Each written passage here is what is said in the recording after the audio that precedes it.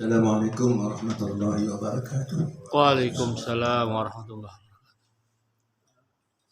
Bapak pimpinan pesantren Darul Rahman. Pertama, kami daripada rombongan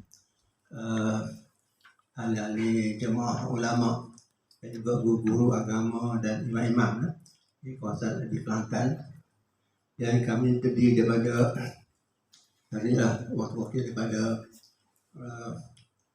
Majlis Agama Islam dan Adat Islam di Kelantan, dan juga pengaruh Jabatan Ehwal Agama Islam di Kelantan, Datuk Haji Ibrahim, dan juga Ketua Hakim Syar'i di Kelantan, Datuk Haji Ibrahim, dan Imam Masjid Muhammadi Masjid di Pasir Putih, dan di mana Pasir Mas ribuannya. Jadi kami pertamanya kami berbesar hati untuk dapat mencari pesantren Darul Rahman ini, salah satu daripada acara kering kota kami. Jadi daripada penerangan yang diberi oleh pihak pesantren itu sekejap, bagi saya untuk pengalaman saya adalah bersamaan hampir bersamaan 95% dengan apa yang berlaku di Kelantan sendiri di Malaysia. Maka contoh apa yang dikatakan oleh Pak Kiai tadi, terdirinya pondoknya daripada seorang guru lulusan keadaan daripada Mekah. Kalau daripada mana pondok yang baik itu balik ke kampung dan membuka pondok dan mengajar memuji. Jadi hubungan daripada satu orang dia dan dari situlah berlakunya pembinaan masjid, pembinaan sekolah, bangunan dan sebagainya. Jadi sama. Dari segi namanya pondok, kami misalnya dinamakan sekolah pondok. Pondok. Tidak ada pesantren. Tidak ada pesantrennya, hanya pondoknya. Kalau bukan pesantrennya adalah gambar di Indonesia. Jadi hanya pondok, sekolah pondok. Dia berkata, dia pernah buat kata habis satu bos sekolah, satu bos pondok di seluruh Kelantan. Satu ketiga ya. Dan sekarang dia kuasasi. Dan sekarang masih ada dan akhir masih berkembang. Ya. Karena inilah berdasar pada apa yang berlaku. Bagi contoh, guru agama terkenal di Kelantan ialah Tok Radi, yang dalam tahun 1906 lebih banyak. Dia seorang guru yang terkenal, dia sebagai tokoh ulama, seorang wali dan lulusan Mekah. Dan dia mengajar. Dan bila dia dalam mengajar, dia kata kepada murid-murid dia, belajar sungguh-sungguh, balik buka pondok. Belajar sungguh-sungguh, balik buka pondok. Begitulah bila balik seorang murid dia, buka pondok dia kata kawasan dia. Jadi kenakan itulah mereka dengan hasil daripada lulusan daripada yang mengaji dengan teknologi itu melibatkan itu ramai banyak sekolah pondok yang tertubuh di Kelantan dan juga pada Kedah, pada di Thailand dan di Singapura dan macam lagi di Kemboja. Jadi apa yang dinyatakan tadi memang bagi saya gambarnya bersamaan. Cuma kita di sana ada perbezaan sedikit ya. Setelah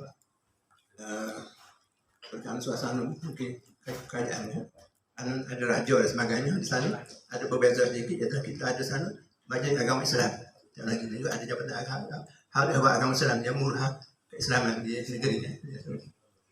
Ada kerajaan karena telah satu ketika dulu sebelum kerajaan mengambil alih orang sendirian daripada rakyat biasa ni seperti tadi lah dia telah membuka pondok. Tapi satu ketika mereka ni berpakat meminta supaya kerajaan memberi mahmat. Kemudian berlaku kerajaan nak alih. Lalulah berlakulah pembinaan pesawai agama. Dia betulkan menjadi sekolah agama. Dan seterusnya Majlis Agama pun ada dulu, ada bawahnya ada sekolah agama dan dinamakan Al-Mansur Arab ya. Jadi dia sebagainya. Jadi ada sekolah Kemudian dia ada rakyat tubuh sendiri. Kemudian yang alih kerajaan. Sekarang ada di Kelantan nama Yayasan Islam Kelantan. Ada di bawahnya 100 buah sekolah agama Arab. Dan semua diiktiraf oleh Al-Azhar. Dan seterusnya hakim mahkamah syariah. Itu hakimnya dah. Dan apa yang berlaku sekolah agama juga, pelajar sekolah agama ni melahirkan pelajar sains. Memang berlaku juga sekolah di Yayasan Kelantan. Satu ketika dulu ditubuhkan aliran sains. Dalam masa sama dia juga belajar agama dan juga belajar sains. Dan ada yang aliran arenah dia menyalukan pelajar kepada Azhar dan sebagainya. Dia telah saya kasar. Jadi saya lihat kesamaan itu memang wujud ya. Cuma kita sana ada bimbingan kerajaan itu lebih jelas dengan aku berasal pada tanggungjawab kerajaan. Dia berada kalau dia berlaku pada moment dan yang ada aliran Islam itu dia beri titik pada bukan sesuatu agama. Yalah, terima kasih. Jadi ingin menambahkan.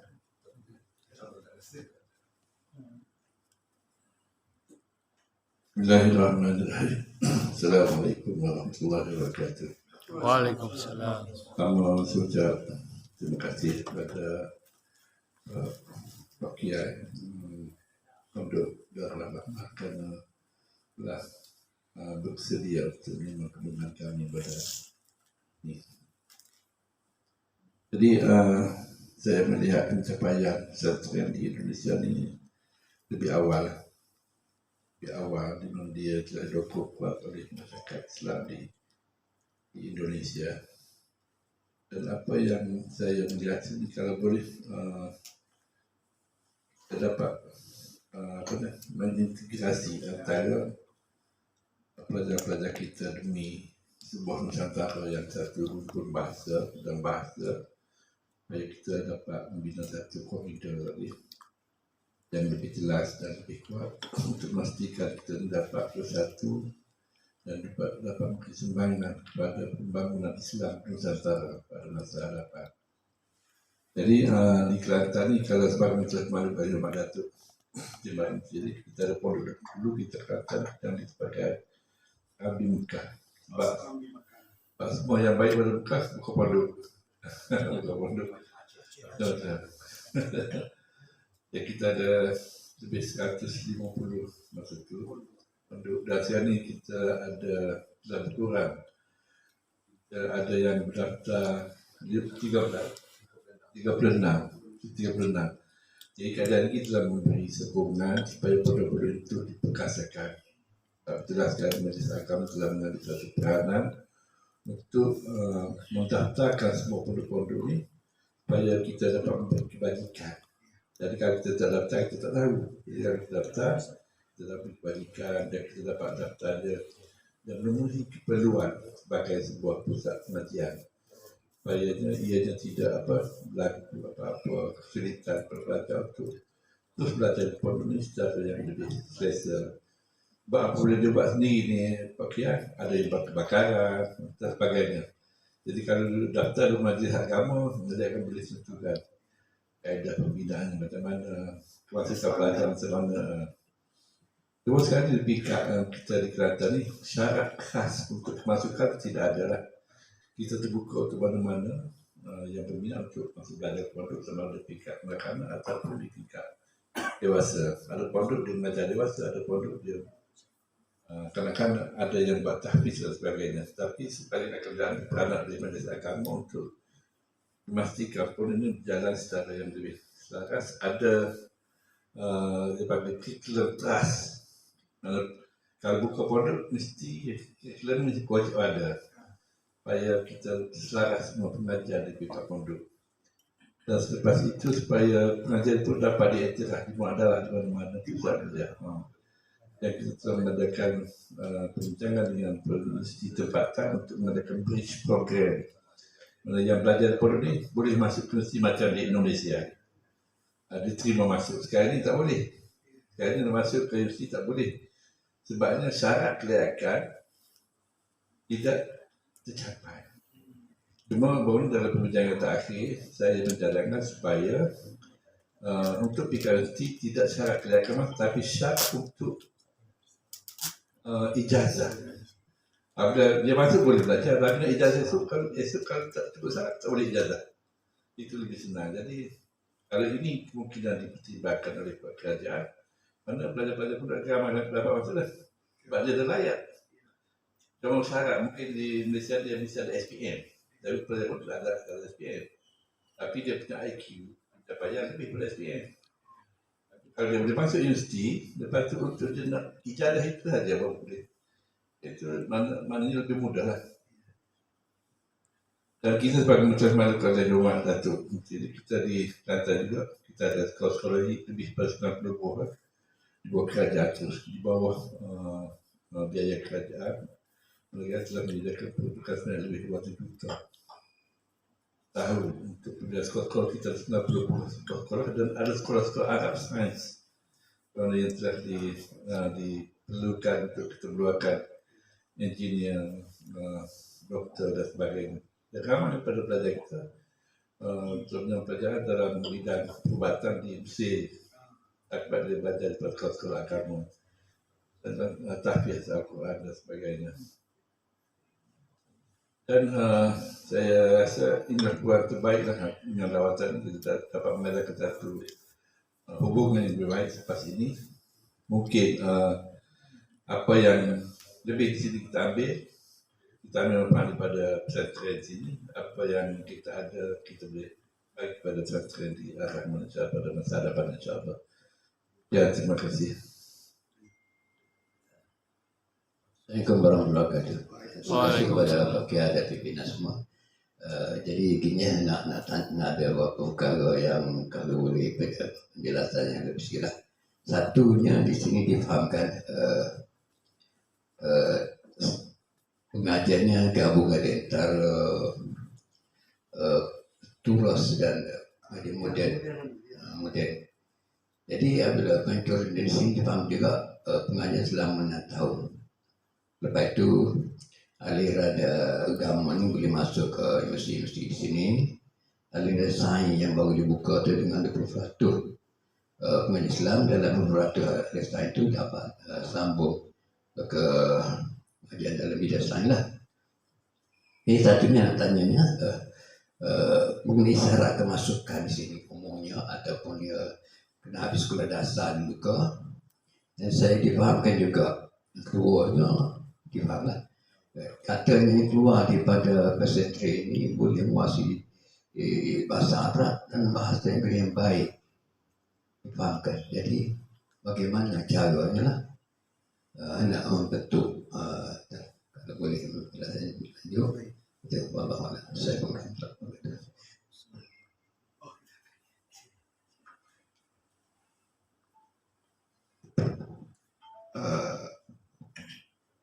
Tadi ada pertanyaan ini ya, syarat masuk ke pesantren. Jadi syarat masuk ke pesantren di sini memang dia punya ijazah pendidikan dasar. Di Indonesia orang sering bilang SD. SD itu sekolah dasar, dia bersekolah selama 6 tahun dari usia 6 sampai 12 tahun. Nah setelah dia tamat dari pendidikan dasar, dia boleh daftar di pesantren ini dengan membawa syahadah. Kita lakukan exam untuk menerima mereka, itu yang paling pokok adalah mengenal huruf hijaiyah, bisa membaca Al-Quran, dan bisa menuliskan kata dalam bahasa Arab yang sederhana saja. Jadi kita di sini itu tidak pernah ingin mempersulit orang yang mau belajar agama. Jadi dulu prinsip ayah saya filosofinya, mereka memang tak mengenal agama, dikirim orang tuanya ke sini supaya dia bisa belajar. Nah, tetapi tentu karena di sini juga 6 tahun, kita kan tidak mungkin menerima orang yang sama sekali tidak mengerti dan tidak memahami standar dasar. Jadi standar dasarnya mereka harus tahu huruf hijaiyah, bisa menuliskan itu sambung menyambung. Karena sekarang ini ya saya tidak tahu di Malaysia ada orang yang belajar bahasa Arab tapi tidak ditulis dengan huruf Arab. ditulis dengan huruf Latin biasa. Jadi dia kadang-kadang di sini kita pernah dapatkan mau masuk ke pesantren ini, kita suruh baca doa iftitah sholat misalnya. Ya, kan kita baca inna sholati wa nusuki. Wawunya ini kan wawu atof nih ikut pada kata setelahnya, bukan ikut pada kata sebelumnya. Tapi karena dia tidak diajarkan tulisan itu dalam bahasa Arab, dia membaca, Dato, inna sholati wa nusuki wa. Nah, ini kalau yang seperti ini kita tak terima ini, karena kita harus mendidik dia, mengajarkan dia dari dasar sekali. Sementara di sini kan sudah mulai diajarkan al-ulum asyariyah tadi, maka kita syaratkan dia mengenal betul huruf hijaiyah, dia bisa menyambung. Bagaimana kalau ba dengan ta, kalau ini jangan sampai nanti ada dulu di sini tuh menulis insya Allah itu sambung semua ada tuh. Dari hamzahnya, nunnya, kepada simnya. Ini kita tidak boleh terima ini. Tapi kalau dia bisa menyambung itu, kemudian dia sudah bisa membaca Al-Quran dengan makhraj huruf dan tajwid yang standar. Tidak harus benar 100%, tapi jangan sampai salahnya 80% gitu. Jadi kalau sudah bisa separuh benar, itu kita terima di sini. Nanti kita cek lagi, kita suruh berwudu, suruh melakukan gerakan sholat yang sangat dasar. Kemudian mengucapkan basmalah ditulis, misalnya hasbunallah, dia sudah bisa tulis itu dasar itu. Maka kita terima di situ. Nah, karena kedepannya tentu menjadi kewajiban kita untuk mendidik mereka. Ini jadi syarat masuk ke sini. Berbicara tentang bahasa Arab. Sebetulnya di Indonesia ini, di masa lalu, itu banyak keunikan, kekhasan Indonesia. Ada seorang kiai, ahli agama, itu kalau membaca kitab apapun, itu dia paham, bisa mengartikan. Tapi kalau disuruh berbicara ini, ya, muhadatsah ini, conversation, itu tidak bisa. Ya, kalau dia diajak ngomong berbahasa Arab, itu tidak bisa. Tapi kalau diambil kitab apa saja, dia bisa baca. Fathul Bari dia bisa terangkan. Ihya, tapi dia tidak bisa bicara. Nah, ini yang kemudian kita melihat ada kesempatan buat kita, fursah, untuk kemudian membranding pesantren ini. Bahwa mereka bukan saja diajarkan untuk memahami, tetapi di tahun pertama santri di Darul Rahman ini, dan itu meniru dari apa yang ada di pondok modern Gontor Ponorogo, itu diajarkan conversation. Jadi setahun di sini itu tidak ada belajar nahwu sorok, nggak ada. Yang diajarkan tuh bahasa Arab.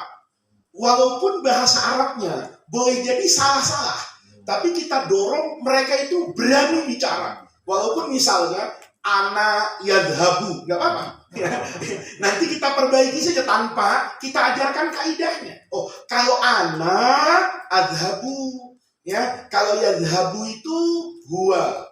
Tanpa kita kemudian membuat bahasa Arab ini menjadi rumit. Ya, jadi kita ajarkan mereka berani bicara. Berani bicara itu pun kadang-kadang di tahun pertama itu bahasa Arabnya rosak, Pak. Hanya orang yang pernah di Darul Rahman yang paham. Ya, misalnya nih bahasa lucu-lucu saja ini ya. Anak santri putri itu kan suka berdandan, ya, supaya mukanya kelihatan cantik. Orang Indonesia bilang kalau memakai make up itu, bedak dan sebagainya itu namanya dandan. Dia tidak tahu dandan. Dato, bahasa Arabnya apa? Tapi dia tahu dan dalam bahasa Arab itu wawu. Wah, jadi dia ngomong ana wawa awalan. Nah, saya dandan duluan. Nah, ini salah sekali. Ya. Tapi kita biarkan di tahun pertama supaya mereka itu punya keberanian untuk berbahasa Arab. Gitu.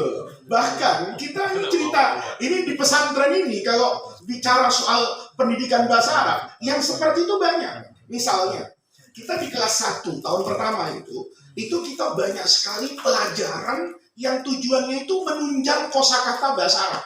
Jadi ada ayat kita ajarkan satu saja, la in syakartum misalnya hadis thalabul ilmi atau kata-kata mutiara dalam bahasa Arab. Kata-kata mutiara ini berpengaruh betul. Misalnya kita ajarkannya, kalian sekarang harus menangis, belajar, pisah dengan orang tua, tidak apa-apa. Tapi jangan sampai menyesal nanti. Nah, kita kadang-kadang kasih pesan tuh, lantarji al ayyamul lati madot, karena hari-hari yang sudah berlalu itu tidak mungkin akan kembali. Nah, kita kasih itu, Ya, kadang-kadang pepatah yang sama dalam bahasa Indonesia.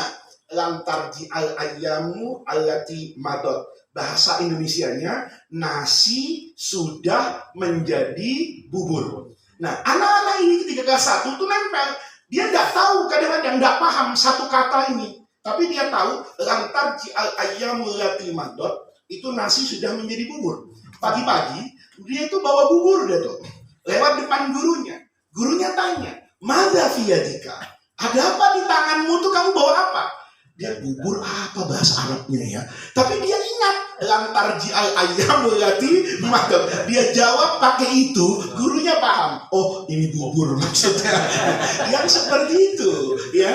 Sebetulnya kan sesuatu yang tidak benar. Tapi kita biarkan saja supaya mereka itu berani dulu memiliki keberanian cakap bahasa Arab, kosakata bahasa Arab. Jadi nanti kalau sudah banyak kosakatanya, sudah punya keberanian bicara, baru kita perbaiki. Nah, filosofi Kiai Syukron ayah saya ini, Muassis Hadal Mahad bilang gini. Ada orang, dia seperti petani di sawah. Dia punya semua alat modern. Dia punya traktor, dia punya apa saja, tapi tak punya sawah. Maka bahasa Arabnya tidak berkembang. Misalnya, ngaji jurumiyah, hati jumlatan fi'liyah, yang di dalamnya ada fi'il, fa'il, maf'ul. Itu tahun kedua, dia contohnya doroba zaidun amron. Nanti sampai ngaji alfiyah, contohnya masih doroba zaidun amron. Bahasanya tidak berkembang, tapi kaidahnya dia kuasai. Nah, kita balik. Kita tidak ajarkan mereka kaidah dulu, tapi biarkan mereka punya keberanian, ya, beli tanah banyak-banyak, kumpulkan benih, nanti setelah banyak ada, baru mereka pikir, nah, ini untuk mengolah tanahnya harus apa ini? Nah, mungkin yang sederhana pakai pacul, ya, dipacul tanah itu mungkin jurumiyah. Nanti kalau tanahnya semakin lebar, ya, tanamannya, ini tidak cukup pakai pacul nih, harus pakai traktor nih, kita kasih namanya alfiyah, gitu. Nah, itu sebetulnya kunci. Jadi di sini, ya, ini kita punya bahasa Arab khas dan rohman yang hanya dipahami oleh orang yang pernah sekolah di sini, nggak apa-apa. Tapi kan kita tahu bahwa kita di sini hanya 6 tahun. Nanti mereka satu hari nanti setelah tamat dari sini, mungkin mereka ke Mesir, mungkin mereka ke Saudi, di sana mereka akan memperbaharui lagi, memperindah lagi. Tapi di sini dasarnya, ya, ibarat orang mau ngambil ikan itu, kita tak pernah kasih mereka ikannya, tapi kita kasih mereka kailnya. Ini loh contohnya. Jadi seperti itulah bahasa Arab yang ada di sini. Maka di sini itu, kalau mereka menulis menjawab exam masalahnya, itu bahasa Arabnya benar, Pak. Tapi kalau dipakai omongan hari-hari, itu kadang-kadang bahasa yang seperti tadi itu muncul kembali. Kenapa? Karena dorongan kita supaya mereka berani berbahasa Arab. Jadi semenjak itu kita bisa punya branding, Pak. Dia ngajinya alfiyah, baca kitabnya Fathul Mu'in, tapi juga lancar diajak untuk melakukan muhadasah, conversation dalam bahasa Arab. Begitu kira-kira cara pengajaran. Jadi di sini kelas 1 itu, kalau kita lihat bukunya, itu buku cetakan pesantren Gontor yang sangat tua. Orang kalau melihat bukunya itu tidak paham, masa dengan buku seperti ini orang bisa bahasa Arab? Karena yang kita ajarkan itu bukan konten kitab itu, tapi caranya. Jadi buku yang bahasa Arab tingkat dasar itu sederhana aja. Nulis beberapa kosakata misalnya, kitabun, tirtosun, maktabun. Nanti baru diajarkan hadza, hadihi, zalika, tilka. Itu nggak ada keterangannya. Keterangannya di mana? Di guru yang mengajar.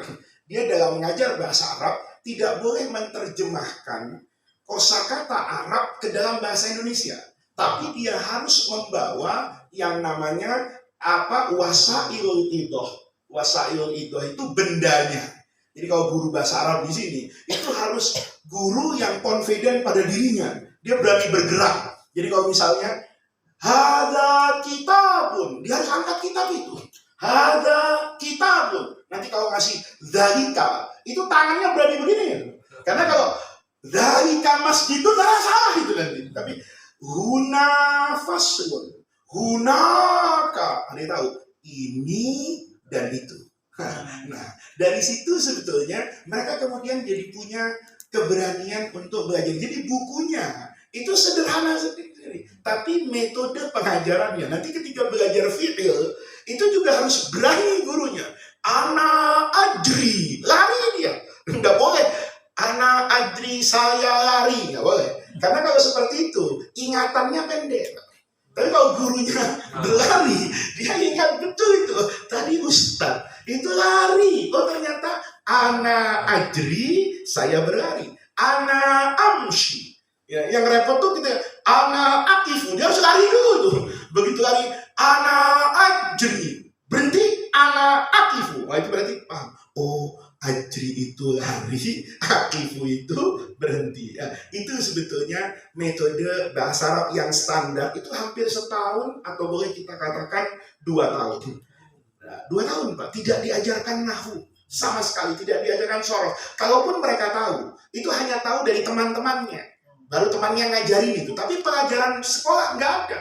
Karena kalau itu diberikan kepada mereka terlebih dahulu, mereka kan memikirkan itu, ya, dan mereka nggak berani bicara karena takut salah kaidahnya. Jadi tahun pertama itu ibarat lintas, itu dia boleh bawa kereta ke kanan ke kiri kemana saja. Yang penting kau bawa kereta ini. Jadi karena luas toh, karena luas itu dalam artian mereka baru setahun di sini, salah-salah itu biasa. Jadi di sini nggak, kadang-kadang kita ketawa juga. Aina tadhabu, ana nadhab ila suk, biarin aja. Ya, mau ila suki, ila suku, ila suko, itu kaidahnya nggak diajarin, tapi diajarin dengan pendengaran. Ana adhabu ila suki. Dia nanti punya naluri, Pak. Kalau ada huruf pendek-pendek ini kayak ila, kayak fi, setelahnya ini harus, dia nggak tahu majrur Pak, taunya kasroh, gitu. Sekarang nggak diajarin kaidah nahwu. Nanti kalau dia baru setelah 2 tahun di sini, baru kita ajarin. Ini namanya isim majrur wa alamatu jarrihi kasratun zahiratun li'annahu ismun mufrad. Itu nanti. Tapi sebelum itu mereka pakai insting dan naluri, ya, ngarang-ngarang itu yang kita tumbuhkan. Nanti di kelas 2 itu lebih lucu lagi, 2 tahun. Mereka disuruh berceramah, ya, pakai bahasa Arab. Itu saya kalau dengar, saya bilang ini si Baweh kalau hidup nangis sih. Kenapa? Tapi kan kita bisa bayangkan anak umur 14 tahun itu berani bicara pakai bahasa Arab. Nah, nanti dengan cara seperti ini, mereka setelah pintar, Pak, itu tertawa sendiri, mentertawakan dirinya masa lalu. Oh, salah, dia tahu salahnya. Dan dia tahu benarnya seiring dengan ilmu yang dia pelajari tanpa kita berikan punishment. Kamu salah, kamu enggak. Nanti dia nahu, oh begitu. Kaidah nahu sama. Ketika dia di tahun-tahun awal, itu kita pakai kaidah nahwul wadih. Yang boleh jadi, kalau disandingkan dengan alfiyah, banyak salahnya. Misalnya, kita ngajarin jumlah ismiyah. Jumlah ismiyah itu ya mubtada khobar. Mubtada itu apa? Ya kita katakan isim marfu fi awalil jumlah. Padahal kalau kita ngaji alfiyah, tidak semua yang marfu fi awalil jumlah itu mubtada.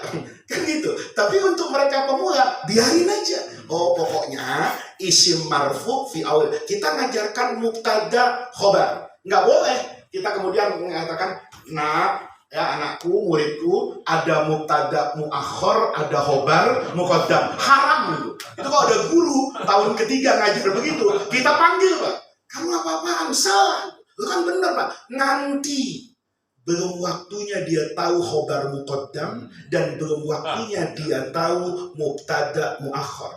Dia belum saatnya tahu mubtada itu dari isim nakirah. Dia harus kita tanamkan mubtada itu seumur hidup makrifat. Nanti kalau dia pintar sendiri, dia akan tahu, wah guru saya nih nggak pas juga. Nggak apa-apa, tapi itu nanti. Jadi kalau di sini standarnya ya mubtada khobar.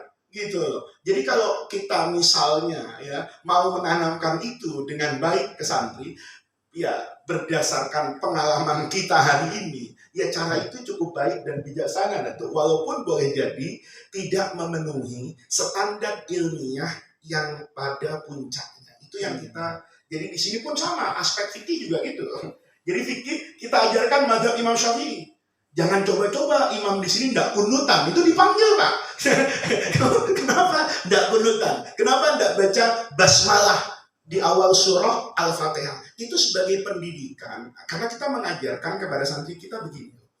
Kalau nanti kamu turun di masyarakat, fikih ini kan lebar Pak, fikih ini luas. Yang sempit itu kan hati kita, maunya fikihnya, fikih itu luas. Nah, jadi kamu harus tahu ya, nanti kalau turun di masyarakat, kamu jadi imam di masjid, yang pertama kita nasihatkan, gunakan apa yang sudah berlaku di tengah masyarakat, dan itu masih termasuk al-madzhab al-arba'ah al-mu'tabarah. Jadi kalau masuk masjid, kamu sebaiknya tidak jadi imam. Karena kamu tidak tahu kan, masjid ini, masjid yang kunut, apa tidak kunut. Tapi secara prinsip, kita ajarkan dia fanatik untuk kunut pada dirinya. Tapi pada orang lain kita buka wawasan. Jadi nanti di sana dia tanya, sholat di sini bagaimana? Bukan maunya imam, tapi apa yang ada. Karena kan di sini kalau santri itu, datuk kadang-kadang ustadz itu kan pindah-pindah masjidnya.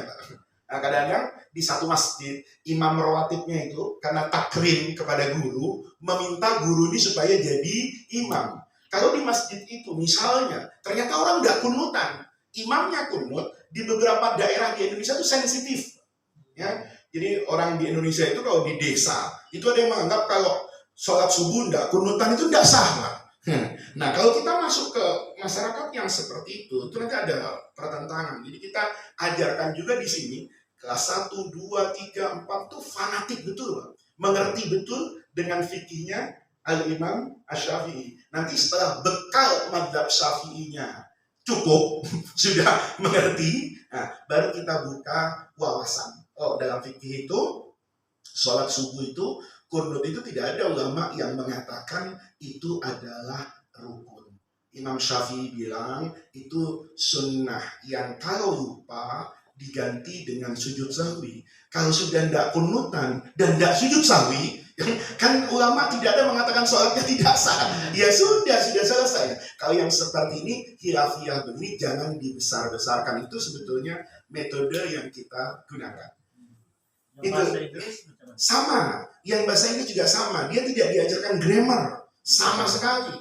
Dia hanya diajarkan kosakata banyak-banyak itu. Jadi bahasa Inggrisnya tuh kadang-kadang lebih kacau lagi Pak. Orang Indonesia itu kalau bilang hebat itu bukan main. Ada orang main, bukan main, top. Dia nggak tahu hebat bahasa Inggrisnya apa. Tapi dia tahu bukan itu not, main itu play. Jadi ketika ada orang yang bilang, you are not play, itu kan orang Inggris yang dengar bingung Pak. Apa ini artinya? Tapi anak Darman tahu, you are not play, Anda hebat, luar biasa. Itu namanya bahasa Inggrisnya not play. Nah, yang kayak gitu kita biarkan Pak. Sampai mereka itu punya keberanian betul itu untuk melakukan conversation dalam bahasa Inggris. Nanti kalau bahasa Inggris itu lebih lama lagi Pak. Karena bahasa Inggris itu penunjangnya kan tidak banyak di sini. Hanya pelajaran bahasa Inggris. Beda dengan bahasa Arab. Semua pelajaran setelah kelas 2, tajwid, fikih, akidah, semua bahasa Arab. Ya, di kelas 1-nya pun pelajaran tafsir, hadis, itu kan teks Arabnya ada. Sehingga mereka bahasa Arabnya itu mungkin 100 kali lebih cepat dari bahasa Inggrisnya. Nah, ketika kita pelajari ini, kita dapat ilmu. Kenapa anak-anak pesantren itu bahasa Arabnya cepat? Bahasa Inggrisnya, persoalannya di kosakata. Dia ngaji di sini misalnya. Hari pertama ada pelajaran tafsir. Dia udah tahu Pak, la in syakartum la azidannakum. Dia masuk hadis, talabul ilmi faridatun ala kulli muslimin. Itu dia dapat bahasa Arab. Nanti belajar syair Arab yang sederhana kayak man jadda wajada man saro ala derbi waswala. Kosakatanya banyak. Nah, karena persoalan kosakata, maka di sini pelajaran grammar itu nunggu Pak. Mungkin setelah 3 tahun ya, atau 3 tahun di Darul Rahman, dia baru belajar grammar. Kelas 1, kelas 2, itu cuma diajarin kosakata ngomong sebanyak-banyaknya. Itu saya rasa gambaran tentang pengajaran bahasa Arab di sini, Bapak-bapak. dari segi praktisnya apa tuh pelajar sini harus menggunakan bahasa Arab dan bahasa Inggris. Iya, dikasih tempo waktu. Tanpa bahasa Indonesia. Kita pakai tempo, jadi 6 bulan pertama itu dibiarkan. Nah, 6 bulan kedua diberi teguran. Jadi mereka kadang-kadang, ya tentu kan tidak semua sama dengan 1000 santri ini. Dia kalau pakai bahasa Indonesia bisik-bisik Pak sama kawannya di tempat yang sepi. Karena kalau terdengar kita berikan peringatan. Tapi hari ini ada bedanya dengan dahulu Pak. Anak yang sekolah SD hari ini itu kan sudah biasa memegang handphone ya. Sehingga pengetahuan mereka tentang bahasa Inggris itu juga lebih baik dari generasi saya.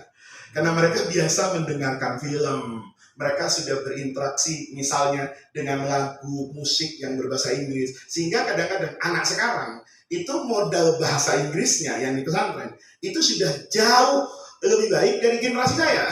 Kalau generasi saya masuk pesantren baru tahu bahasa Inggris Pak. Ya, tapi sebelum masuk pesantren saya tahu bahasa Arab. Kalau sekarang terbalik Pak, zaman yang berubah.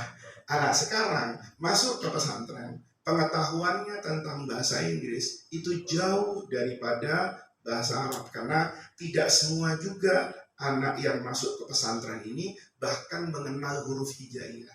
Jadi di sini ada bapak yang kadang-kadang orang tuanya itu menangis, memaksa untuk masuk. Dan memang anaknya nggak bisa untuk membaca Quran dengan standar, bukan juz amma Pak.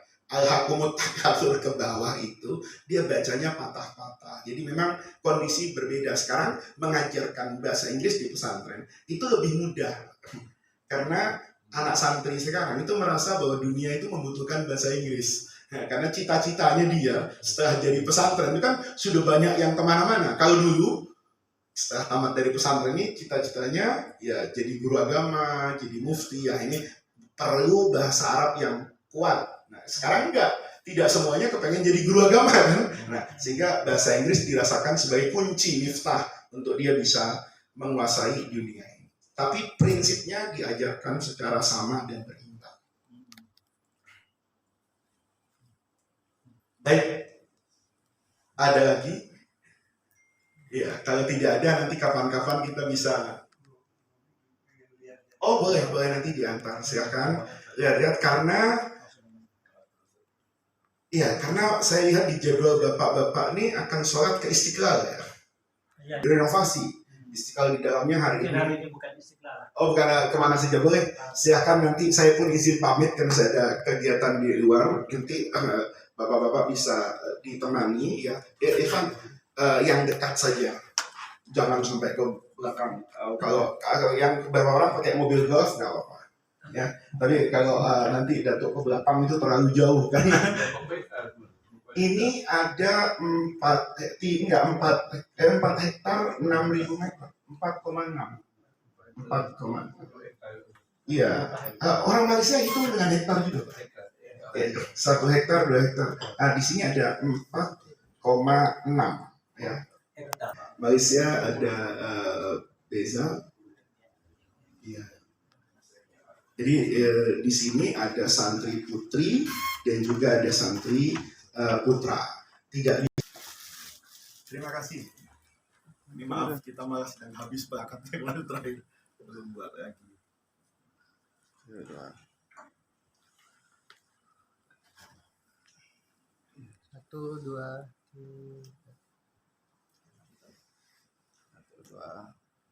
3. Baik, terima kasih.